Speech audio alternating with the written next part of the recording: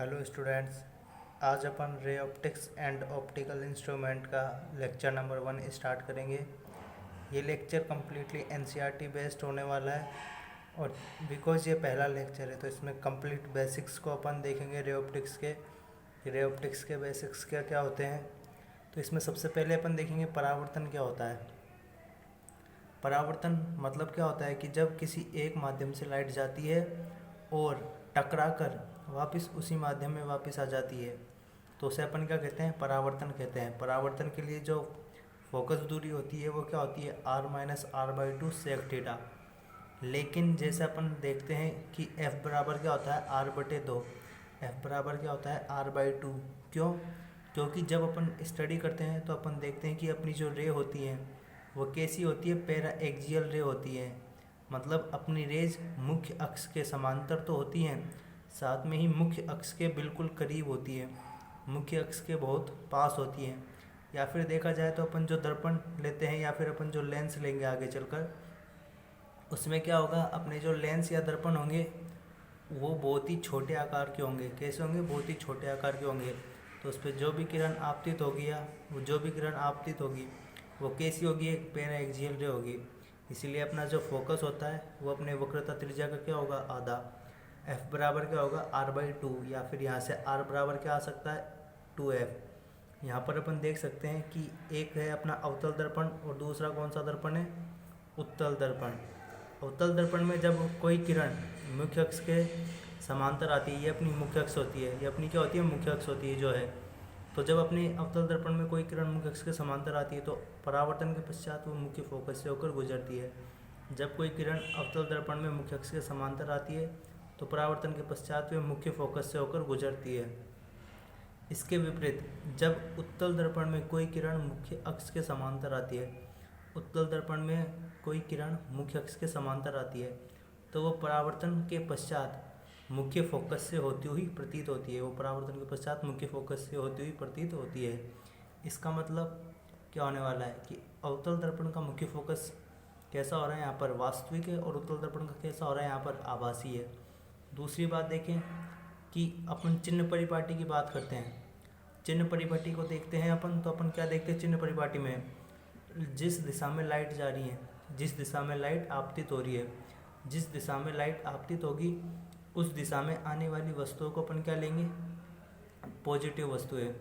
और ये दूरी किससे नापी जाती है, यहाँ से। इसको अपन क्या कहते हैं, इसके सेंटर को। ये जो अपना दर्पण है इसकी ये पूरी दूरी क्या कहलाती है, ये दर्पण की पूरी दूरी क्या होती है, द्वारक कहलाती है। क्या कहलाती है, द्वारक। इसका जो सेंटर होता है वो क्या होता है, इसका पी, पोल, ध्रुव। इसका सेंटर क्या होता है, पोल या फिर ध्रुव। इसके सेंटर को क्या कहते हैं, ध्रुव। तो सारी दूरियाँ कहाँ से नापी जाती है, पोल से। तो यदि अपन को इसका फोकस नापना है तो अपन इसकी जो किरण आ रही है, उस किरण आ रही है अपने अब दर्पण की तरफ, अपन उसके विपरीत दिशा में जा रहे हैं, अपन उसके विपरीत दिशा में जा रहे हैं। तो अवतल दर्पण का फोकस कैसी होती है, अवतल दर्पण की फोकस कैसा होने वाला है, नेगेटिव। फोकस दूरी क्या होती है, ध्रुव से मुख्य फोकस के बीच की दूरी, ध्रुव से मुख्य फोकस के बीच की दूरी क्या होती है, फोकस दूरी। तो अवतल दर्पण की फोकस दूरी कैसी है, नेगेटिव है। उत्तल दर्पण में क्या होने वाला है, यहाँ पर इसका पी होगा, ये इसका क्या होगा, ध्रुव होगा। तो उत्तल दर्पण के लिए फोकस दूरी कैसे होगी, पॉजिटिव, क्योंकि अपन यहाँ पर किरण आ रही है इस दिशा में और अपन जा भी किस दिशा में रहे, किरण के समांतर दिशा में। तो यहाँ पर इसका कैसे आने वाली है, इसकी फोकस दूरी कैसे आएगी, धनात्मक आएगी। इसके बाद यदि अपन दर्पण सूत्र को देखते हैं तो दर्पण सूत्र क्या आने वाला है, 1/f = 1/v + 1/u। 1/f बराबर क्या होगा, 1/v + 1/u। यहाँ से अपन देखेंगे इस चीज़ को, v बराबर क्या होने वाला है, uf/u - f। यहीं से आया है ये जो फॉर्मूला है, 1/f = 1/v + 1/u। यहाँ से v बराबर आता है uf/u - f। बेसिक्स के जरिए करोगे तो इस फॉर्मूले को याद रखिए। केवल एडवांस लेवल पे जाना है तो यहाँ पर क्वेश्चन जल्दी होते हैं, इस फॉर्मूले को याद कर सकते हैं। इसके बाद में दर्पण के आवर्धन की बात करते हैं तो m बराबर क्या होने वाला है, h'/h। m बराबर क्या होगा, h'/h। यहाँ पर h' क्या होती है, इमेज की हाइट, और h क्या होने वाली है, ऑब्जेक्ट की हाइट। तो यहाँ से इसको लिख दिया hi/ho, height of image upon height of object, बराबर क्या होगा, माइनस का v/u। v क्या होगी, जैसे कि ये अपना क्या है, यहाँ पर ये ध्रुव p है। यदि कोई वस्तु यहाँ पर रखी हुई है तो ध्रुव से वस्तु के बीच की दूरी, या फिर ध्रुव से बिंब के बीच की दूरी क्या होती है, u। और ध्रुव से यहाँ पर इसका कोई प्रतिबिंब बनता है, तो ध्रुव से प्रतिबिंब के बीच की दूरी क्या होती है, v। ध्रुव से प्रतिबिंब के बीच की दूरी क्या होती है, v। तो v क्या होगी, ध्रुव से प्रतिबिंब के बीच की दूरी, और u क्या होगी, ध्रुव से वस्तु के बीच की दूरी। तो v बराबर अपन ने देखा U F upon you minus F, और बटे में क्या है u, तो u से u कट गया, तो m क्या आ सकता है यहाँ पर, माइनस का f upon u minus F. कई बार क्या होता है कि v नहीं देकर अपन को f और u दे देता है, f और u दे देता है, तो v नहीं है तब u दे रखा है और f दे रखा है, तो इस फॉर्मूले का यूज किया जा सकता है, इस फॉर्मूले का यूज कर सकते हैं। ठीक है, तो यहाँ से m बराबर क्या होता है, H desk upon H, m बराबर एच डेस्क अपॉन एच बराबर एच आई अपॉन एच, बराबर माइनस का v अपॉन यू, यहाँ से क्या आएगा, माइनस का f upon you minus F. ठीक है, स्क्रीनशॉट ले लीजिए। इसके बाद बात करते हैं अपन अपवर्तन की, किसकी, अपवर्तन की। अपवर्तन में क्या होता है, कोई वस्तु एक माध्यम से आती है और अपवर्तन के पश्चात क्या कर जाती है, दूसरे माध्यम में चली जाती है। एक माध्यम से आती है और दूसरे माध्यम में चले जाती है। जब वस्तु विरल माध्यम से सघन माध्यम में जाती है, विरल माध्यम जैसे कि आपका वायु हो गया है, विरल माध्यम क्या हो गया, वायु, जिसमें कोई किसी प्रकार की बाधा नहीं होती है, वो कैसा होता है, विरल माध्यम। सघन माध्यम क्या होती है, जिसमें आपकी कोई बाधा उपस्थित हो सकती है। सघन माध्यम क्या हो सकता है, जिसमें आपकी कोई बाधा उत्पन्न हो सकती हो।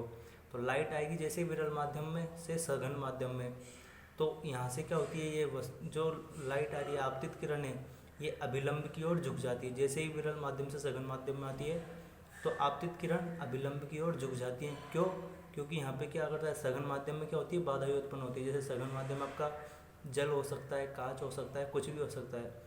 तो जब सघन माध्यम में किरण आती है तो ये अभिलंब की ओर झुक जाती है। लेकिन जब सघन माध्यम से विरल माध्यम में कोई किरण आती है, जब सघन माध्यम से विरल माध्यम में कोई किरण आती है तो सघन माध्यम में बाधा होती है, लेकिन विरल माध्यम में कोई बाधा नहीं होती है। तो पहले कोई आपतित किरण रुक रुक कर आ रही होगी, और जब वो अपवर्तित होती है तो वो अभिलंब से दूर चली जाती है, अभिलंब से दूर चली जाती है। यहाँ पर आप देख सकते हैं 1 μ2 क्या हो रहा है, यहाँ पर क्या है, ये अपवर्तनांक है। म्यू क्या है, यहाँ पर अपवर्तनांक होता है। म्यू क्या होता है, यहाँ पर अपवर्तनांक होता है म्यू। 1 μ2 मतलब होता है μ2 अपॉन μ1। 1 μ2 क्या हो सकता है, μ2 अपॉन μ1। और यहाँ से स्नेल का नियम क्या कहता है, sine i upon sine r. Mu बराबर क्या होता है, sine i upon sine r. यहाँ पर आई क्या होता है, आपतन कोण, और आर क्या होता है, अपवर्तन। आई क्या होता है, आपतन कोण, और आर क्या होता है, अपवर्तन कोण। जैसे अपन परावर्तन की बात करते हैं तो परावर्तन में क्या होता है, आई बराबर आर। परावर्तन में क्या होता है, आई बराबर आर। आपतन कोण किसके बराबर होता है, इसमें परावर्तन कोण के बराबर होता है। देखिए यहाँ पे यदि μ12 की बात करें, μ12 यहाँ पर बराबर हो सकता है 1 अपॉन μ21 के, 1 अपॉन μ21 के। इसके बाद में एक न्यूमेरिकल अपन देखते हैं, एक न्यूमेरिकल देखते हैं अपन क्या, जैसे कि ये कोई आपको दे रखा है अवतल दर्पण, ये आपको क्या दे रखा है, कोई अवतल दर्पण दे रखा है, या फिर कोई भी एक दर्पण दे रखा है, मान लेते हैं कोई भी एक दर्पण आपको दे रखा है, कुछ भी इसकी दूरी दे रखी हुई है, अवतल दर्पण की कुछ भी दूरी दे सकता है, और कह दिया गया है कि इसके आधे दर्पण को क्या कर दिया गया है, पॉलिश कर दिया गया है। आधे दर्पण को क्या कर दिया गया है, पॉलिश कर दिया गया है। क्या है कि एक आपको दर्पण दे रखा है, उसमें से आधे दर्पण को क्या कर दिया गया है, कवर कर दिया गया है। तो यहाँ पे से इस वस्तु की जो इमेज बन रही होगी उस पर क्या प्रभाव पड़ेगा। जैसे ही किसी भी आधे दर्पण को क्या कर देते हैं, पॉलिश कर देते हैं, तो वस्तु की इमेज पर क्या प्रभाव पड़ेगा, इस यहाँ पे जो ऑब्जेक्ट है इसकी इमेज पर क्या प्रभाव पड़ने वाला है। तो याद रखिएगा कि जो ऑब्जेक्ट है, ऑब्जेक्ट की जो प्रतिबिंब है, ऑब्जेक्ट की जो इमेज बनेगी वो कैसी बनेगी, पूर्ण बनेगी। ऑब्जेक्ट की जो इमेज है वो कम्प्लीटली फॉर्म होगी, लेकिन उसकी तीव्रता में क्या हो जाएगी, कमी हो जाएगी। तीव्रता में क्या हो जाएगी, कमी हो जाएगी। ऑब्जेक्ट की इमेज पूरी बनती है, लेकिन उसकी तीव्रता में क्या हो जाती है, कमी हो जाती है। क्योंकि तीव्रता किस चीज़ पर निर्भर करती है, कि कितनी लाइटें इस पर पड़ती हैं। तीव्रता किस पर निर्भर कर रही है, कि वस्तु दर्पण पे कितनी लाइटें डाल रहा है, इस बात पे क्या निर्भर करती है, इसकी तीव्रताएं। तो जैसे इसका आधा भाग रख देंगे तो यहाँ पर किसी प्रकार की कोई लाइट आपतित नहीं होगी, यहाँ से इसकी तीव्रता में क्या आ जाएगी, कमी हो जाएगी। इसके बाद में दर्पण से रिलेटेड कुछ न्यूमेरिकल हो सकते हैं। तो दर्पण से रिलेटेड जब न्यूमेरिकल की बात करते हैं तो वहाँ पर क्या होता है, आपके पास एफ हो सकता है, वी हो सकता है, यू हो सकता है, आर हो सकता है, या फिर हाइट ऑफ इमेज दी गई होगी, या फिर हाइट ऑफ ऑब्जेक्ट। इनमें से किसी का मान देकर किसी का मान निकलवाया जा सकता है। इसके लिए फॉर्मूला क्या होगा, एक तो यहाँ पर 1/f बराबर 1/v प्लस 1/u का यूज कर सकते हैं, और एक है m बराबर h डैश अपॉन h बराबर hi/ho बराबर माइनस का v/u। और कंपटीशन के लिए देखें तो v बराबर uf/u-f, ये बेहतर रहेगा। तो जब v और u देकर f पूछ लेंगे तो यहाँ पर दर्पण सूत्र लागू किया जा सकता है।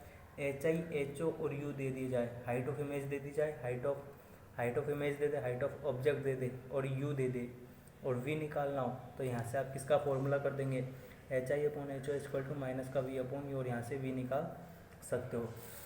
आगे देखते हैं कि जैसे आपने यदि वेलोसिटी की बात की जाए, आपकी इमेज किसी वेलोसिटी से चल रही हो, मान लेते हैं कि ये इमेज इधर कुछ v/o से चल रही है, ये इमेज कुछ v/o से चल रही है, और यहाँ पर ये आपका मिरर भी चल रहा है v/m से।